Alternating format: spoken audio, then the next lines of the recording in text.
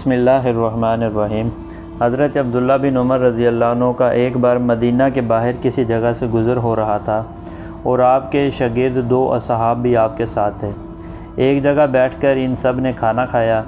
اسی اثناء میں ایک بکریاں چرانے والا بکریاں لے کر وہاں سے گزرا۔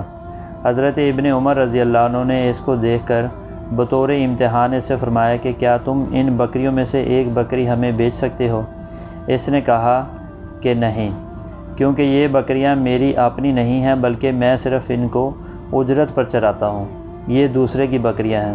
حضرت ابن عمر رضی اللہ عنہ نے اس سے بطور امتحان کہا کہ تم یہ درہم لے لو اور ہمیں بیچ دو، اور اسے کہہ دینا کہ بھیڑیے نے بکری کو کھا لیا۔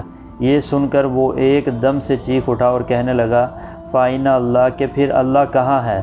یعنی کیا اللہ نہیں دیکھ رہا؟ حضرت ابن عمر رضی اللہ عنہ اس کی یہ بات سن کر رونے لگے۔ اللہ تعالیٰ سے دعا ہے کہ اللہ تعالیٰ ہمیں بھی کامل یقین عطا فرمائے۔